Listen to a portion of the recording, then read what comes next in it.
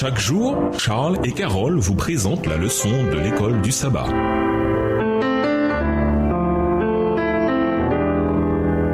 Bienvenue dans votre émission. Dieu nous parle. Nous voilà à la leçon de lundi. Jacob s'installe en Égypte. Il est très intéressant de voir comment, malgré tout ce qu'on avait dit à Jacob sur le fait que Joseph était vivant en Égypte, le Seigneur lui est quand même parlé dans des visions nocturnes.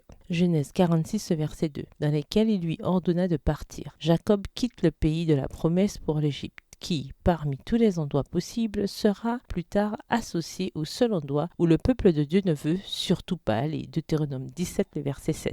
Lisons Genèse 47. Quelle vérité et principe spirituel trouve-t-on dans ce récit? Genèse chapitre 47. Joseph alla avertir Pharaon et lui dit : « Mes frères et mon père sont arrivés au pays de Canaan avec leurs brebis et leurs bœufs et tout ce qui leur appartient, et les voici dans le pays de Goshen. » Il prit 5 de ses frères et les présenta à Pharaon. Pharaon leur dit : « Quelle est votre occupation ? » Ils répondirent à Pharaon : « Tes serviteurs sont bergers, comme l'étaient nos pères. » Ils dirent encore à Pharaon : « Nous sommes venus pour séjourner dans le pays, parce qu'il n'y a plus de pâturage pour les brebis de tes serviteurs, car la famine s'appesantit sur le pays de Canaan. Permets donc à tes serviteurs d'habiter au pays de Goshen. » Pharaon dit à Joseph : « Ton père et tes frères sont venus auprès de toi. » Verset 6. Le pays d'Égypte est devant toi. Établis ton père et tes frères dans la meilleure partie du pays, qu'ils habitent dans le pays de Goshen. Et si tu trouves parmi eux des hommes capables, mets-les à la tête de mes troupeaux. Joseph fit venir Jacob, son père, et le présenta à Pharaon. Et Jacob bénit Pharaon. Pharaon dit à Jacob : « Quel est le nombre de jours des années de ta vie ? » Jacob répondit à Pharaon : « Les jours des années de mon pèlerinage sont de 130 ans. Les jours des années de ma vie ont été peu nombreux et mauvais, et ils n'ont point atteint les jours des années de la vie de mes pères durant leur pèlerinage. » Jacob bénit encore Pharaon et se retira de devant Pharaon. Verset 11. Joseph établit son père et ses frères et leur donna une propriété dans le pays d'Égypte, dans la meilleure partie du pays, dans la contrée de Ramsès, comme Pharaon l'avait ordonné. Joseph fournit du pain à son père et à ses frères, et à toute la famille de son père selon le nombre des enfants. Il n'y avait plus de pain dans tout le pays, car la famine était très grande. Le pays d'Égypte et le pays de Canaan languissaient à cause de la famine. Joseph recueillit tout l'argent qui se trouvait dans le pays d'Égypte et dans le pays de Canaan, contre le blé qu'on achetait. Et il fit entrer cet argent dans la maison de Pharaon. Quand l'argent du pays d'Égypte et du pays de Canaan fut épuisé, tous les Égyptiens vinrent à Joseph en disant : « Donne-nous du pain. Pourquoi mourrions-nous en ta présence ? Car l'argent manque. » Verset 16. Joseph dit : « Donnez vos troupeaux et je vous donnerai du pain contre vos troupeaux, si l'argent manque. » Ils amenèrent leurs troupeaux à Joseph, et Joseph leur donna du pain contre les chevaux, contre les troupeaux de brebis et de bœufs, et contre les ânes. Il leur fournit ainsi du pain cette année-là, contre tous leurs troupeaux. Lorsque cette année fut écoulée, ils vinrent à Joseph l'année suivante, et lui dirent : « Nous ne cacherons point à mon Seigneur que l'argent est épuisé, et que les troupeaux de bétail ont été amenés à mon Seigneur. Il ne reste de mon Seigneur que nos corps et nos terres. Pourquoi mourrions-nous sous tes yeux, nous et nos terres ? Achète-nous avec nos terres contre du pain, et nous appartiendrons à mon Seigneur, nous et nos terres. Donne-nous de quoi semer, afin que nous vivions, et que nous ne mourions pas, et que nos terres ne soient pas désolées. » Joseph acheta toutes les terres de l'Égypte pour Pharaon, car les Égyptiens vendirent chacun leur champ, parce que la famine les pressait, et le pays devint la propriété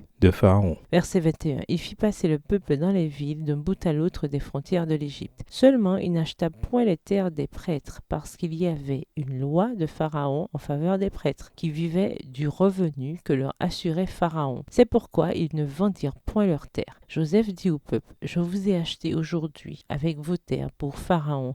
Voici pour vous de la semence, et vous pourrez ensemencer le sol. À la récolte, vous donnerez 1/5 à Pharaon, et vous aurez les 4 autres parties pour ensemencer les champs, et pour vous nourrir avec vos enfants et ceux qui sont dans vos maisons. » Ils dirent : « Tu nous sauves la vie, que nous trouvions grâce aux yeux de mon Seigneur, et nous serons esclaves de Pharaon. » Verset 26. Joseph fit de cela une loi qui a subsisté jusqu'à ce jour, et d'après laquelle 1/5 du revenu des terres de l'Égypte appartient à Pharaon. Il n'y a que les terres des prêtres qui ne soient point à Pharaon. Israël habita dans le pays d'Égypte, dans le pays de Goshen. Ils eurent des possessions, ils furent féconds et multiplièrent beaucoup. Jacob vécut 17 ans dans le pays d'Égypte, et les jours des années de la vie de Jacob furent de 147 ans. Lorsqu'Israël approcha du moment de sa mort, il appela son fils Joseph et lui dit : « Si j'ai trouvé grâce à tes yeux, mais je te prie ta main sous ma cuisse et use envers moi de bonté et de fidélité. Ne m'enterre pas en Égypte. Quand je serai couché avec mes pères, tu me transporteras hors de l'Égypte. Tu m'enterreras dans leur sépulcre. » Joseph répondit : « Je ferai selon ta parole. » Jacob dit : « Jure-le-moi. » Et Joseph le lui jura. Puis Israël se prosterna sur le chevet de son lit. Joseph prit 5 de ses frères pour les présenter au Pharaon et recevoir de lui le territoire où il allait établir leur résidence. Dans sa gratitude envers son premier ministre, le monarque se proposait d'offrir à ses frères quelques charges dans le gouvernement. Mais, fidèle au culte de l'Éternel, Joseph voulut leur épargner les tentations auxquelles ils auraient été exposés dans une cour païenne. Il leur conseilla d'avouer franchement leur occupation au roi. Ils suivirent ce conseil et eurent soin d'ajouter qu'ils n'étaient venus dans ce pays qu'en séjour et non à demeure, se réservant ainsi le droit d'en repartir quand ils voudraient. En conséquence, maintenant son offre, le Pharaon leur assigna comme territoire le meilleur de tout le pays d'Égypte, à savoir la terre de Goshen. Texte tiré du livre Patriarches et Prophètes, aux pages 210 et 211. Le Pharaon fait aussi preuve de sagesse en n'encourageant pas ses résidents temporaires à devenir des mendiants vivant aux frais de la princesse. Il se renseigne sur leurs activités, Genèse 47, verset 3, afin qu'ils puissent s'adapter au mieux à leur nouvel environnement. Il a également hâte de se servir de leur expertise et indique même qu'ils pourraient être responsables de ses propres troupeaux. Genèse 47, verset 6. Puis, bien que Jacob l'étranger soit l'inférieur, l'immigré,